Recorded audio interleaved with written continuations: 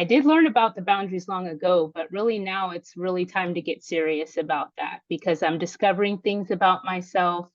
I'm healing, and there's painful things that I have to work through. And without proper boundaries, I can't come be my best self every day.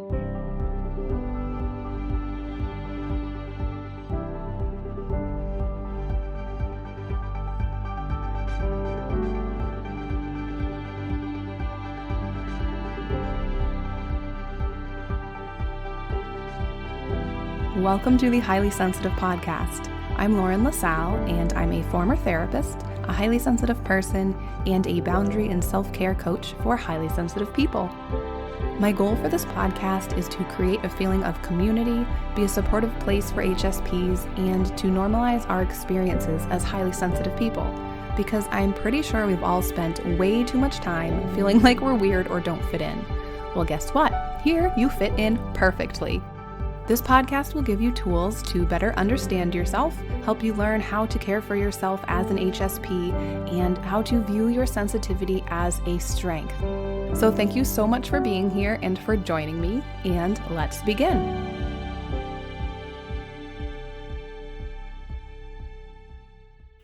Hello, everybody. It is a beautiful spring day here in New Hampshire, and I really don't do well in the cold weather, so the fact that it's getting nicer out has just been so wonderful for my mental health, my physical health, just everything.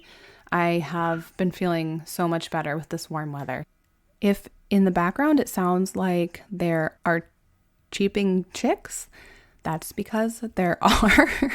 We got a bunch of chicks, and they are living in my office right now until it's warm enough for them to be outside. So there may be some fun background sounds in this intro.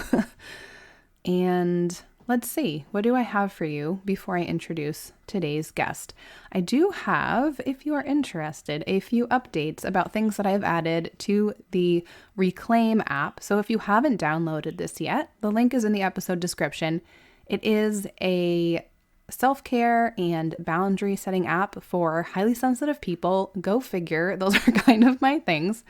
So what I have added within the past maybe 2 weeks is a guide for tips for better sleep, which is available to anybody on the app regardless of the plan. You can get that with the free plan. I also added a whole new section, which is a quote library, and that is also available on the free plan to everybody. I have some boundary quotes, some self-care quotes, and quotes about being yourself. And I, along with everything else on this app, I will keep updating those as time goes on. And today, actually, the day that I am recording this intro, I have my self-love and acceptance masterclass that I'm doing, and that will be going on the app as well in my masterclasses section, and that is just for the all access subscribers. So that will be added within the next few days. So probably by the time this episode comes out, actually, it will likely be on the app. I also just want to plug again that on this app also I have the highly sensitive community, which has been so much fun. We are right now in the process of scheduling our May meeting. Usually we meet on a Saturday, generally at 3 p.m. Eastern time, but of course it can change. I always ask all of the group members what day and time works best for them and try to schedule one that works for the majority of the group. So that's been really fun. So feel free to download the app if you would like to access anything that I've mentioned or join the community. There is also a community-only subscription if you are just interested in the community and not so much in the rest of the things.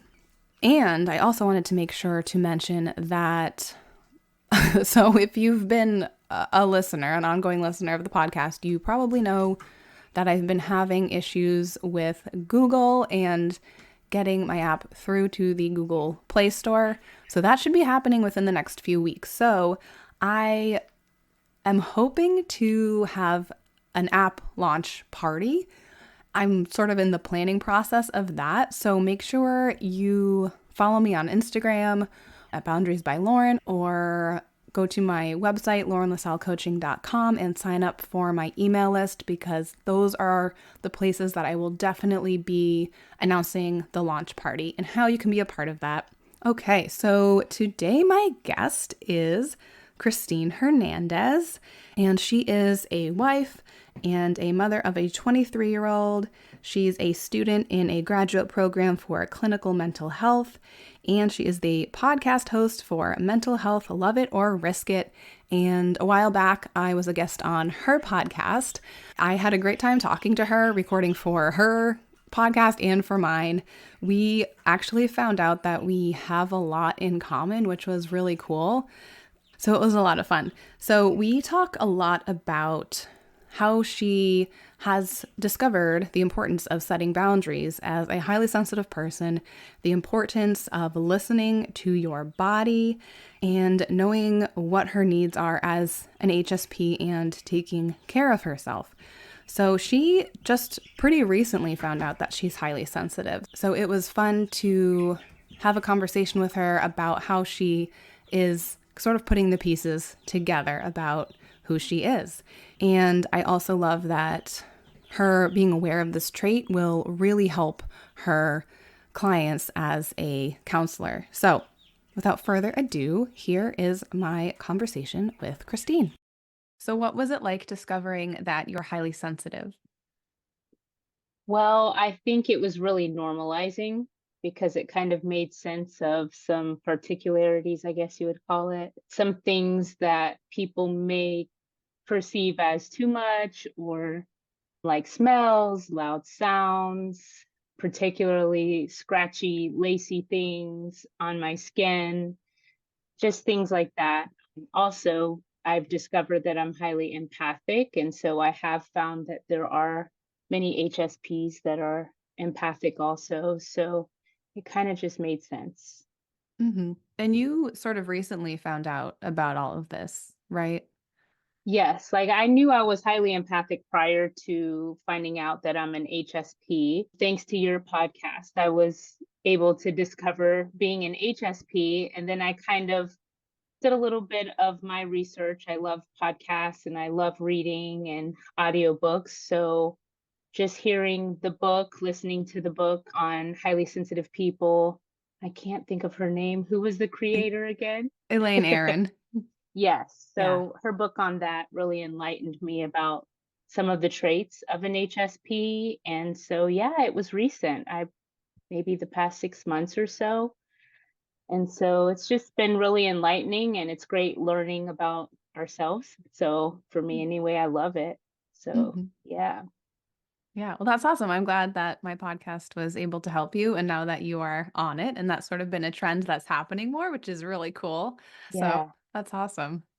Yeah. And so, I guess, how did you first discover that high sensitivity existed? Like, where do you remember? I mean, I didn't even know anything about it until I started listening to your podcast. I know of sensitive people, Mm. but I've never really, I mean, I've known of being sensitive, and I've known people who are sensitive, but the highly sensitive person, I just didn't think that was an actual thing until I listened to you. I didn't think there was actual materials and books. I just thought, oh, well, maybe I'm sensitive, maybe that person's sensitive, maybe it's just a tough time in their life or season, maybe, there's just different things that I didn't realize that it actually was just a trait that I was born with. And depending on where I'm surrounded in my environment, that can go positive or negative, depending. So I knew none of that before you came along. I just knew that we could be a sensitive person, but highly sensitive person, I just didn't think it was a thing. hmm Well, I'm so glad that I could be part of that journey for you. That's Definitely. I love awesome. it. Yeah. That's Yeah. awesome. Oh, good. So did you just find the podcast and you're like, this sounds like it might be helpful, and you listen to it and you're like, whoa, hello, this is about me. Yes, I think you were a guest on someone else that I listened to. I wish I could Oh. remember who because I hear so many I follow so many podcasts. Just something if it's anything surrounding mental health or something that could help me in the field as a clinician, I listen to it, and I wish I could remember what or who you were a guest on, but I just know that I was like, "Huh, that's interesting." And yeah, and so then I decided to check you out and I liked what you had to say. And I love the boundary aspect of it. And that's something else that we can talk about. So then I'm like, this is totally my girl here. So I just had to follow you and listen to what you have to say on this subject. So it's really good. Awesome. Oh, well, thank you for listening. I appreciate that. You're It's nice to welcome. know that there are actually people that do that benefit Definitely. from it. So what are some aspects of being highly sensitive that stand out to you the most as you learn about the trait? Yeah. So what stands out the most is just being really in tune to certain things or stimuli that seems to be too much. Also, it's important that I've learned about boundaries prior to discovering your podcast and the importance of that in my personal life, but I really never correlated that to benefiting me as an HSP. Mm, So I guess that was enlightening and just realizing that certain environments can really either bring out the best or the worst. And also, it's just unfortunate that many people don't understand an HSP. So I think a lot of times we're mislabeled as too much or too this or that. And it's just ignorance surrounding that trait. And so I think that was a big takeaway for me is just understanding and normalizing the way that I am. And I think that's been beneficial so that we don't think of ourselves in a way that's not a positive. mm. It could be easy to be like, oh, I guess I'm not either normal or maybe I'm just too high maintenance. But I think that is probably my biggest takeaway is just being able to normalize the trait that I have and just know that I'm normal. I need to be more conscious of my surroundings as well as myself Mm. physically, understanding if something doesn't feel right in my stomach or if there's a tension headache, just listening to my physical body as well as an HSP. Yeah. Yeah, that's really important. I think we're not really, I guess, taught to listen to our No. bodies so much, and it's really a shame because you can learn so much about your current state by Yeah, just paying attention to your body. And it is really, I think, especially important for HSPs to do that because we're so affected by like not enough sleep, or if we're thirsty, or if we're hungry, or whatever, or just even feeling uncomfortable in a situation or overstimulated. All of that you can really tell by checking in with your body. absolutely. Yeah, and that's something for me that's newer also. I think it's newer because of the field that I'm doing with clinical mental health. A lot of somatics, just paying attention to what's going on with myself. And that's really helpful. Mm, Unfortunately, haven't always listened to that though. mm, Like you said, if we're not taught to do that, it sometimes takes a while to make that a norm or just, yeah, to let that be a regular practice. But for me, it's more lately that I'm giving myself some slack too. If I wasn't listening and then perhaps it's noted that the environment just wasn't conducive or the environment just wasn't beneficial for me, that okay, well, I'm a human and I bypassed those feelings, but now I'm just gonna kind of be a little more aware because it's beneficial for mm. sure. Yeah. Yeah, and Yeah. have you found that your, like, grad program for becoming a therapist has been really helpful in, like, learning about yourself and being able to take care of yourself? Because when I went through it, I remember I was like, "Wow, this like, I sorta wish everybody could go through this, not to, like, become a therapist, but you have to Yeah. really know how to be in tune with yourself and know what you need, and just know how to work through things before you can help other people do it. And so I found like Absolutely. grad school was just like such a therapeutic I didn't never expected it.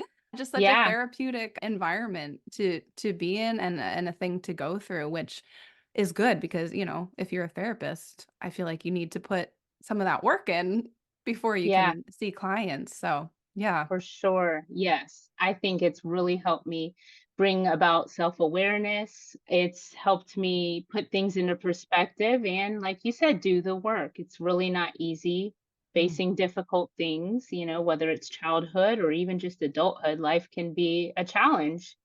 And so I think that, yeah, definitely.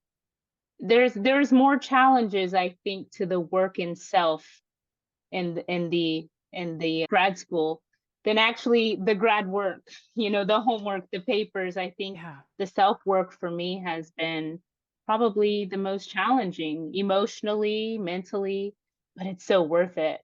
Mhm. Definitely. Oh, yeah. Yeah. So you brought up boundaries. Of course, I'm going to go back Mhm. to that. So could you talk a Yeah, little bit about maybe how you sort of discovered that you needed to start setting boundaries and then maybe as an HSP, things that you've learned about setting boundaries and that aspect too?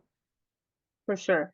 So for me, boundaries was more discovered quite some time ago, actually. I went through a group. It was a group from someone at my church at the time that had created a program on emotional healing.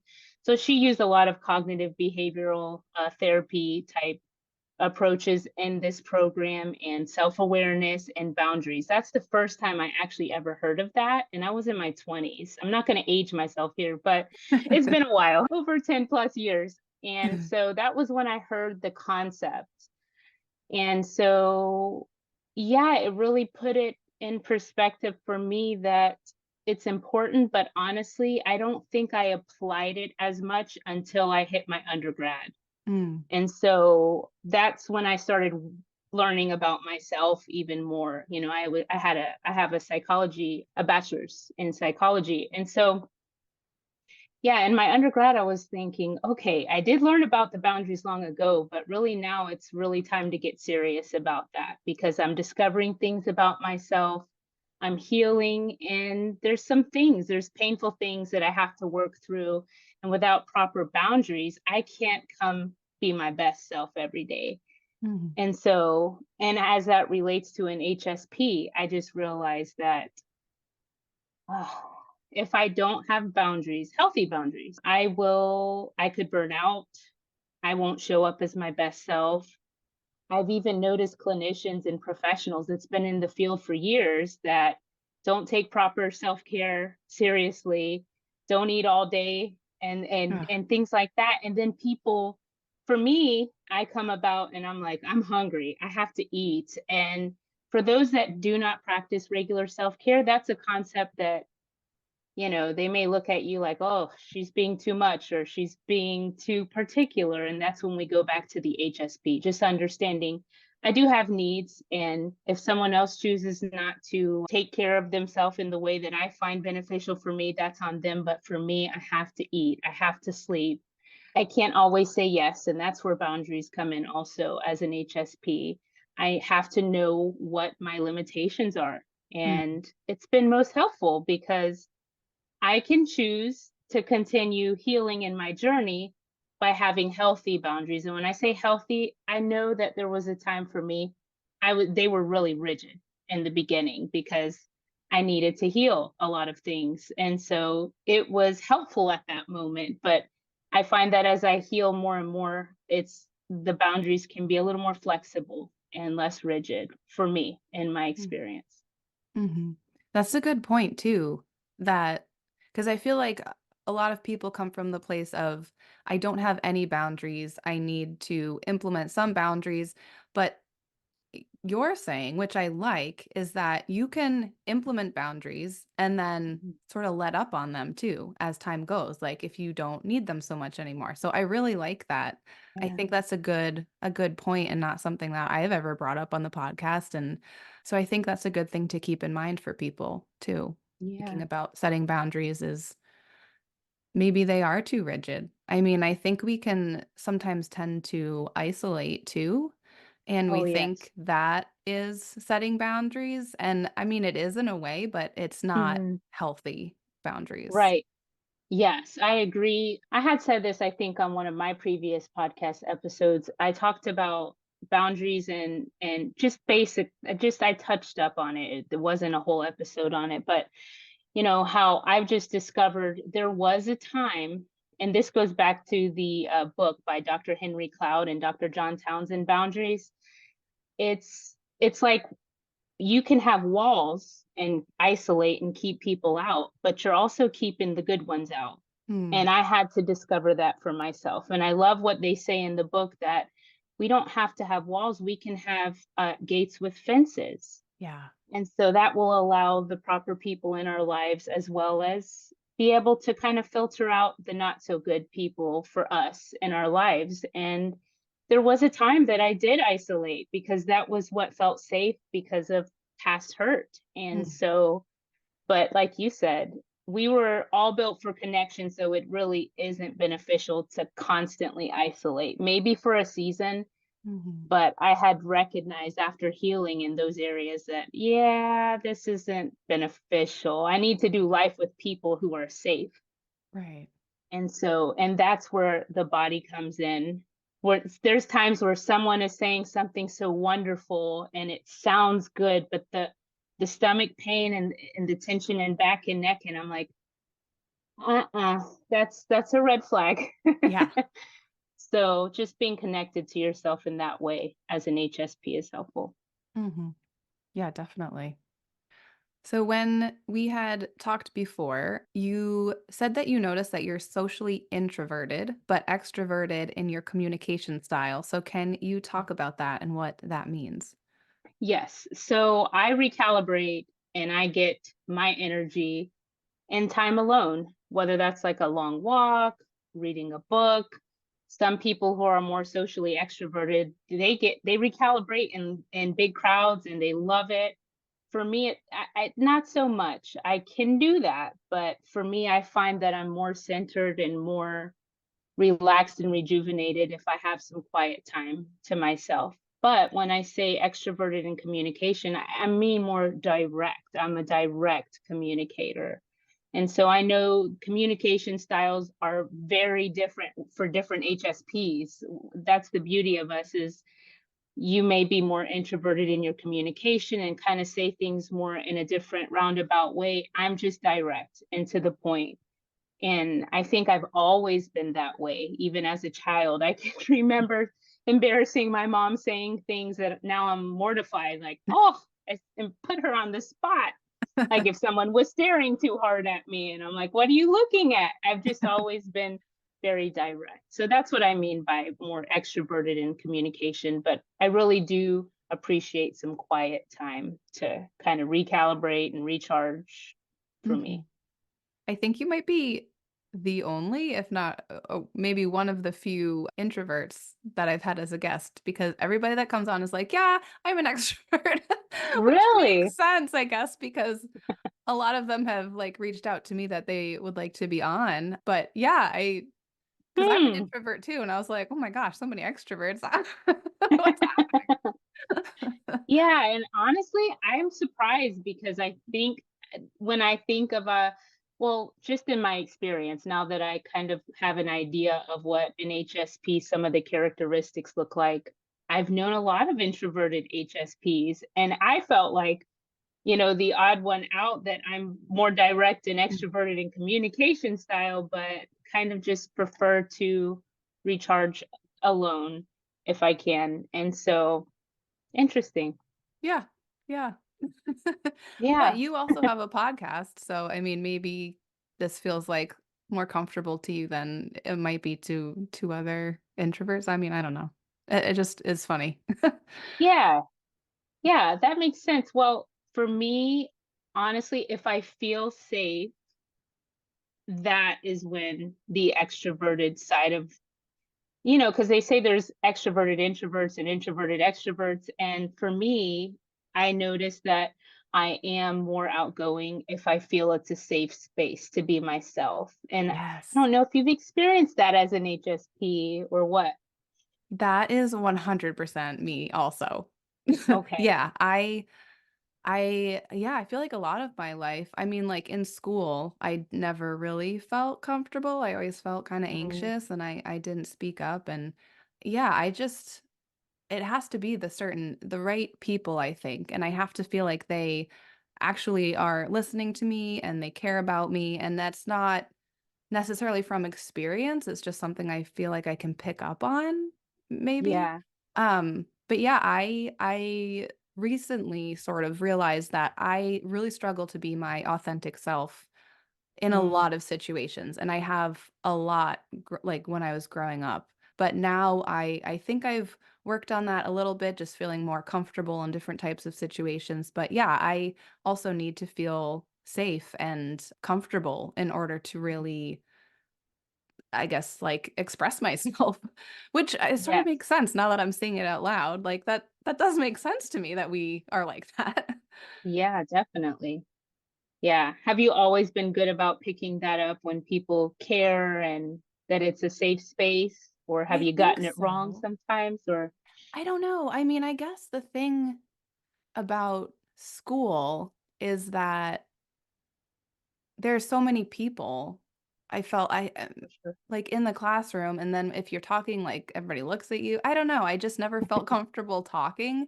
And then that sort of carried through all of my schooling. And then in grad school, I just had a really quiet cohort. Like none of us really talked.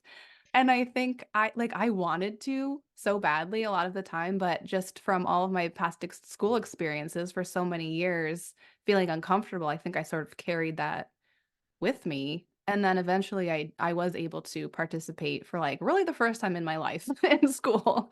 But yeah, I think when you are in those situations where you don't feel comfortable. So it's like so many times it does sort of like stick with you and you just automatically, at least for me, I automatically would sort of be shut down and very, very reserved and very, very quiet if I didn't right off the bat feel comfortable, especially if there were a Mhm. lot of people or even, I mean, more than a couple people.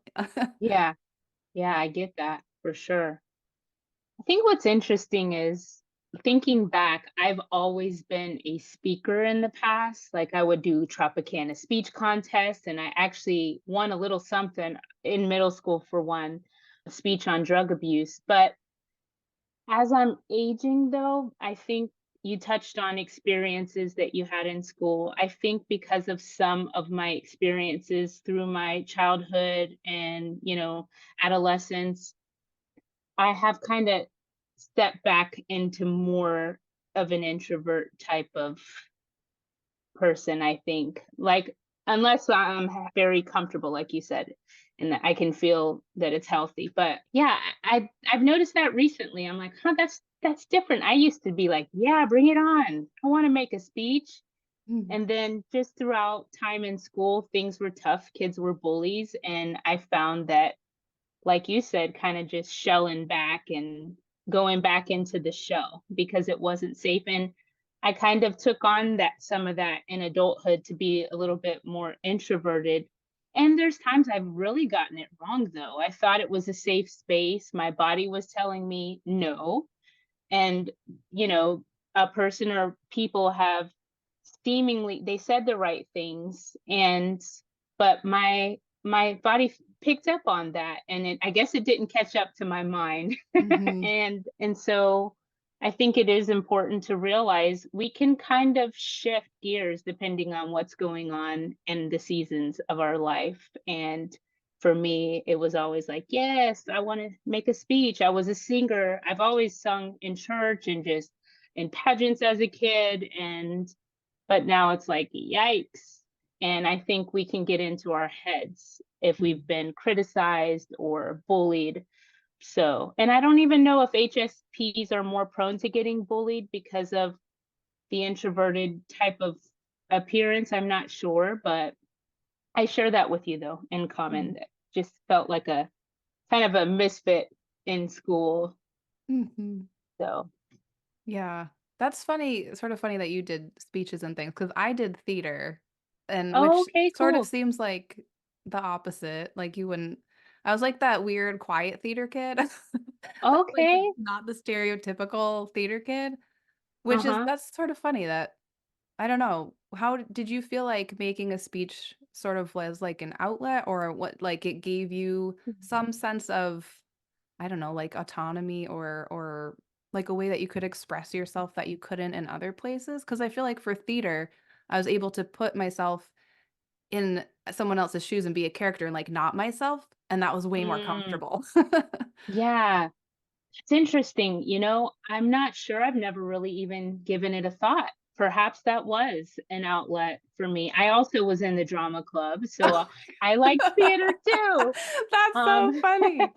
in high school and in middle school, I mean, yeah, I loved it, but I've never really thought of that question. So I'll have to Mhm. give that some more thought and get back with you on that because perhaps it's it's something, and it's funny that you say that because years ago I met Chris Rock behind the stage. I had some VIP ticket and one of his stand-up comedian shows, and he was so different from what you see him as. You would think he's very outgoing, very bubbly. He was Yeah. really shy, timid, quiet.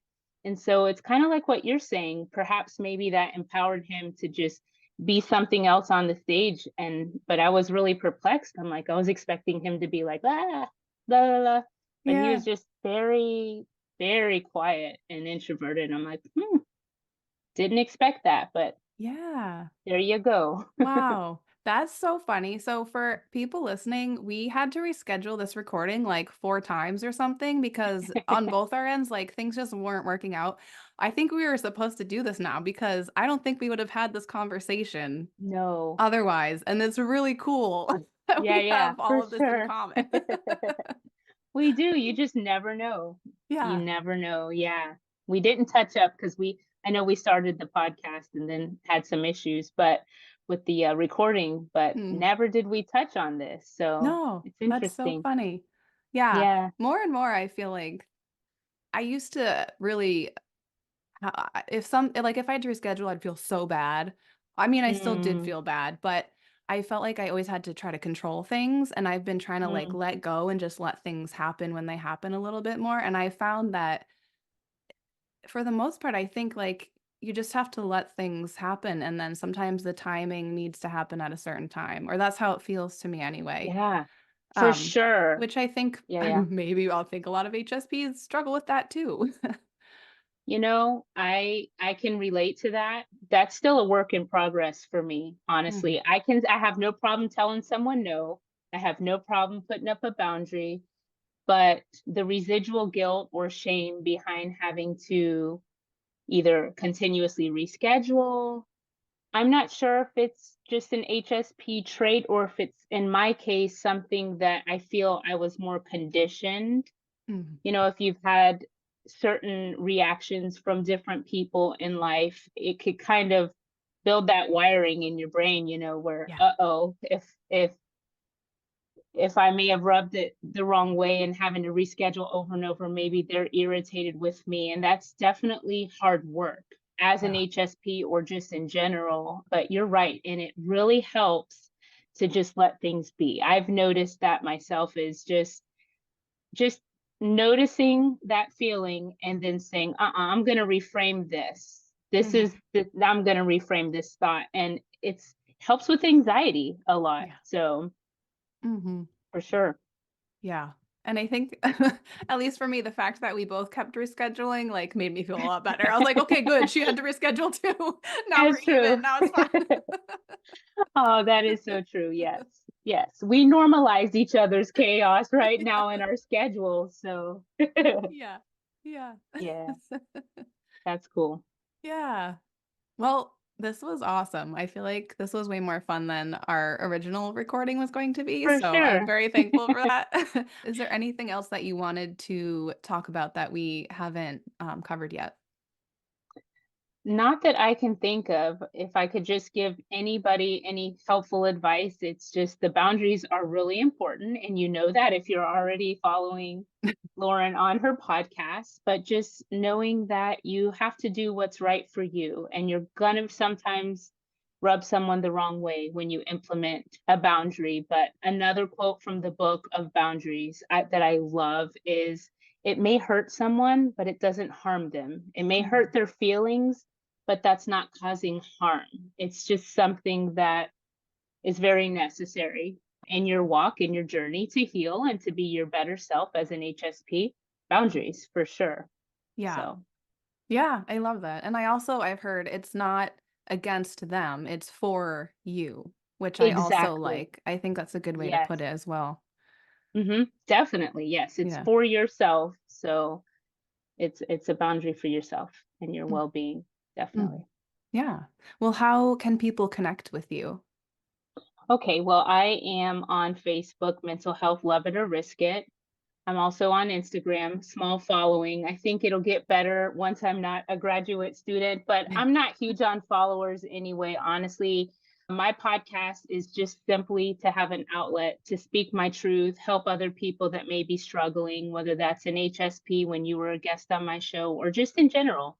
Mental health is a passion of mine. And so I would love for people, if they want to check my podcast episodes out and find that it's helpful, share it with someone. It might help someone have a different perspective on things. So Yeah, that's awesome. Awesome. Well, thank you thanks. for being a guest. This was so much fun. It was. Thank you for having me, Lauren. I enjoyed it. Thank you so much for listening to the Highly Sensitive Podcast. You can help support the podcast by taking a minute to rate and review it, share a favorite episode with a friend, or become a subscriber on Patreon at patreon.com/highly sensitive podcast. Visit laurenlassalcoaching.com for free resources, information about my coaching programs, and to join my email list. You can connect with me on Instagram at Boundaries by Lauren or email me at lauren@laurenlassalcoaching.com.